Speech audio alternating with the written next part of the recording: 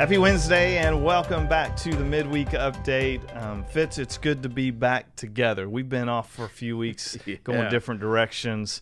I was actually, I don't know if you saw, I was out in the parking lot last week talking to folks. So, it was great. So yeah, if you parked further away from the doors and left room for our guests, thanks for doing that. Let's keep that up. Like we talked about, we want to make this as easily accessible of a place as possible for our new folks and make sure they have the best parking and can get in easily. So let's keep that up. And whether it's in the parking lot or in the lobby, wherever, make sure you're always smiling. That always helps folks feel welcome. A smile goes a long way, brother. Right on, right on. Fitz, you were out of the country actually this past week. You want to talk about that at all? Your trip there? Yeah. Spent a little time down in Honduras. My oldest child, Abby, graduated from high school this year, and her graduation present was a mission trip that she wanted. Right on. Going down to Honduras. One of my best buddies has a daughter who is best buds with Abby. So we went down to see them and offered just a little bit of respite for them. It's just different when you're living on the field. Even when they're relaxing with people, they're still on. They're still the missionary. We were the first people other than family to be able to visit them since they've moved back to the field 2 years ago. And most of that was because of COVID. So it was nice for them to just be able to relax with people they've got history with and they didn't have to be on. But we got to see some really neat things. One of the places that we support through Lifeline, which is a ministry partner. Right.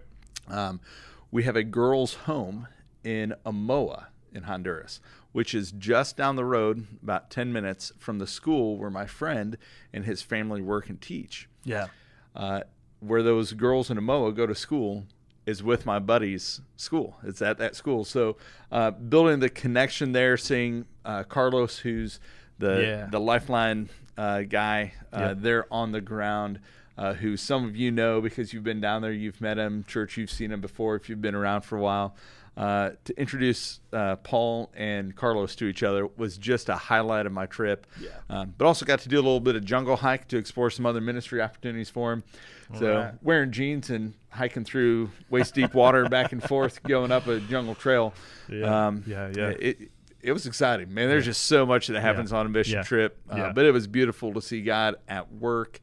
It was good to be back home too. I was gonna say, man, glad you made it back. And back in the saddle here. We had a great day Sunday. Mark delivered a great message, continuing the Top 10 series. We talked about just the importance of being and I'm drawing a blank, Fitz, now because I'm thinking ahead to this coming week. I know we're talking about truth telling, right? But this past week with just, Mark, honoring mom and dad, right? Father's Day, and And by the way, all of you who jumped into our photo booth, love the pictures out there. Y'all look great. But just a great reminder to really honor not just dad, but mom too. And to honor God by doing that. So we had 3 young ladies who gave their life to Christ. This was Mercy Humbert and Skyla Smith and Sophia Springer. You can see the video there behind me, but so neat to see them submit their life to Christ. We just continue to celebrate what God's doing. So proud of those young girls. And what a blessing it was for me to be in the water with them and to kind of talk through things with them, and they were ready. You could hear it in their voice, but I tell you what, I shared with them that there is nothing that makes our Heavenly Father happier that on Father's Day, 3 of his children say, "Yeah, Dad, I'm following you." Good stuff. What a beautiful testimony. Yeah, no doubt. Good kids. Good kids.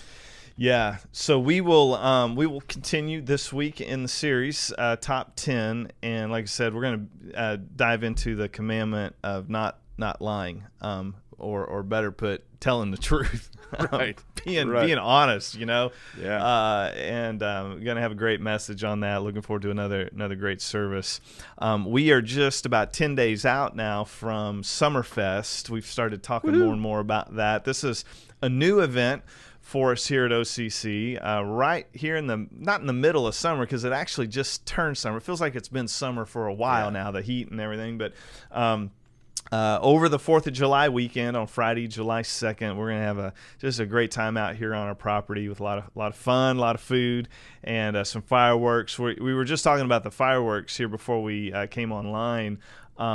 We want to temper expectations because this won't be thunder over Louisville. Not quite that big. Yeah, at least not this year. Yeah. But it also will be something more than just a few sparklers. Yeah, it's bigger than the $10 package you buy at Walmart. Right, right. We think it'll be worth hanging around for. The event starts at 7, but of course we'll wait till the sun gets down, which will be around 9:40 or so. We'll do a 15-20 minute fireworks show. May even have a little bit of music behind it. We'll do the best we can with what we got, but we think it'll be the most important thing is just having a good time with family and friends.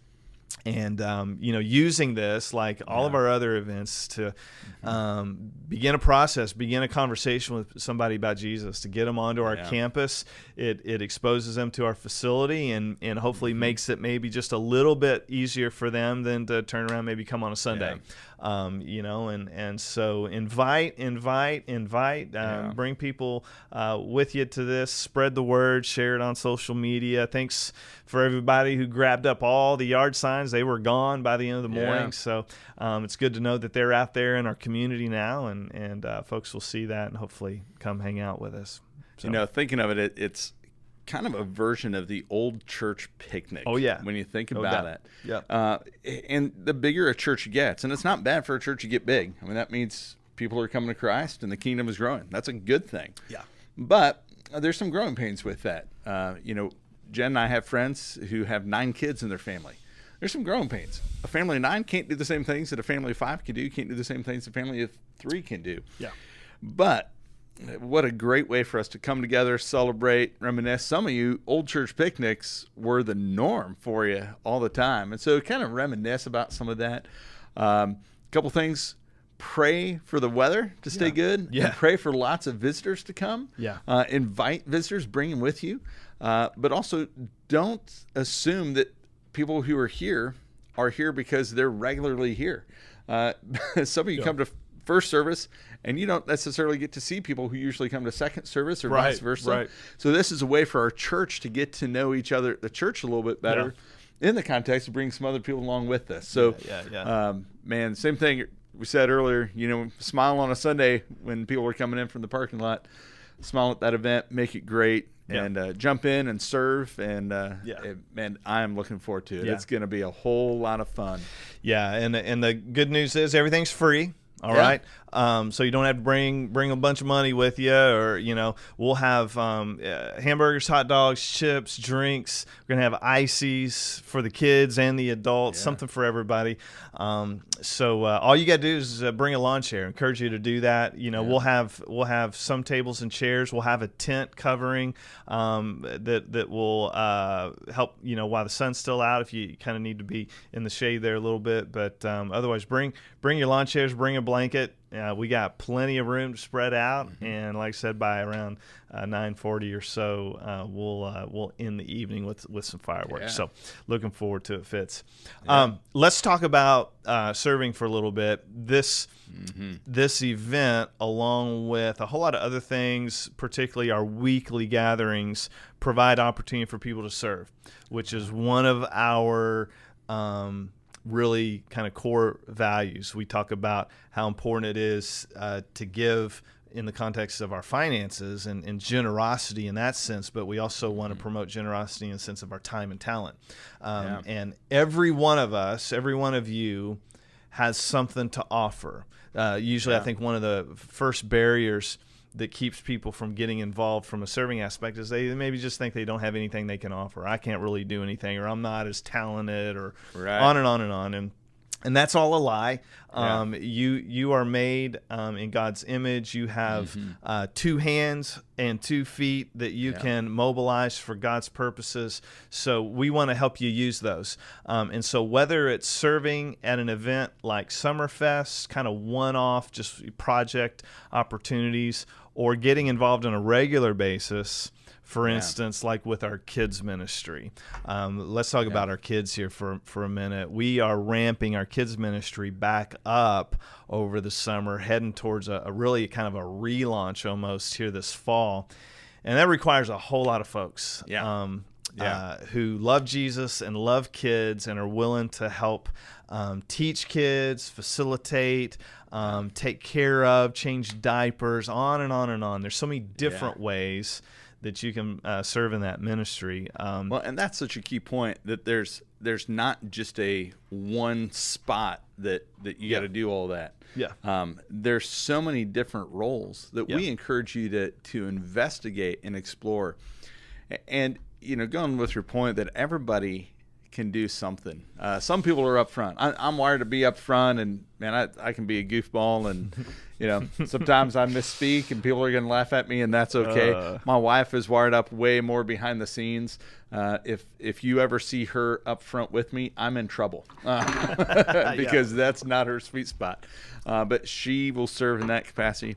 And I remember one of the first people I got to know here when I first started coming was a sweet gal named Judy. Now, Judy passed, and because of COVID, we didn't really get to celebrate her in all the ways we wanted to. But she had some health concerns. She had age working against her. She had health working against her. She had a lot of things working against her that I would see and say, man, she still shows up faithfully to serve during the week in ways to help take the load off some of our staff and do some things here. Sunday mornings, making sure people knew they were loved and greeted with a smile and a handshake. So if people like that can serve, there's a spot for all of us, and there's really no excuse. Satan does work against us in that way, getting us to think that we're not good enough. And on that matter, if we don't serve, we are robbing ourselves of the joy. Not just robbing other people of what God would do through us to serve them, but we're robbing ourselves of what God wants to do in us. As serving becomes a gift to the soul. And we become better for it. It's such a great opportunity through serving. Man, some of my best memories in church and beyond are the memories where I was serving. So if you're not doing that, and maybe you've gotten to a place where like, well, I serve, but you've kind of hit like a steady, like, I serve just enough. Your next step in your discipleship journey might be to say, what more might God have for me? Because we serve an extraordinary God who calls us to an extraordinary life. So if we are just kind of hitting that easy spot, God might be saying, hey, there's actually something beyond that. So explore, investigate where you can serve here, and investigate if you're already serving, what it looks like to amp that up to the next level. And I'll add to that the idea that life is like this series of multiple seasons. And serving, it kind of looks like that, where I think it's rare that people serve in the exact same ministry forever. Some of y'all have done, like maybe been with our kids or done an area ministry for a long time, which is awesome. A lot of times it's a season. And at the end of that season, there's a couple things that can happen. One is we sort of retire from church. And it's kind of this mentality, like, I did my time.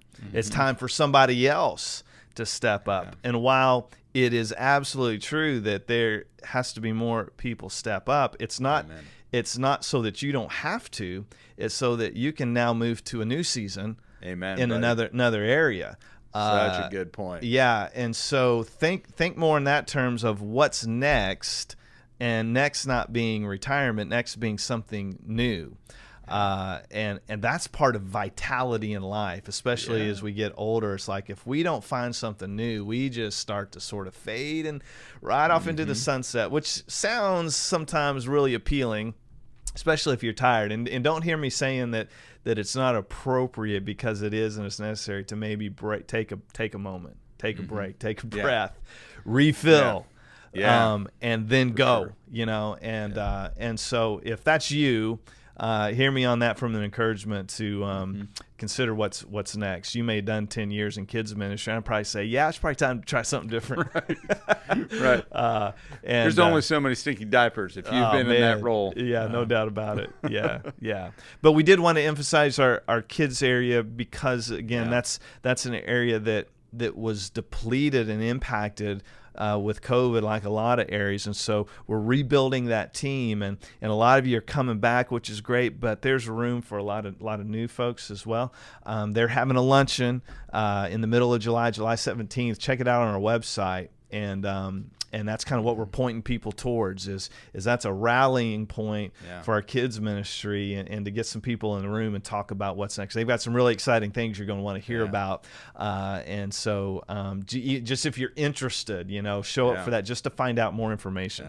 And what a beautiful opportunity to impact the life of a young person. Oh, yeah. And man, I love hearing the stories and watching when those little ones grow up and they point back to, this person was the one who impacted me for Jesus when I was 4 years old, when I was 7 years old, and hearing those stories. What a beautiful opportunity to do that. Good discipleship at its best. Right on. Okay, Fitz, we will we'll continue to emphasize that. Next Wednesday we'll be back again, so look forward to that. In the meantime, have a great rest of the week. Stay on mission, and we will look forward to seeing you right here on campus. If you can't make it on campus, we've got the online option, but love seeing you here in person. So get here on campus with us this Sunday at 9:30 or 11 as we continue in our Top 10 series. We'll see you then. Have a great week. See you, OCC.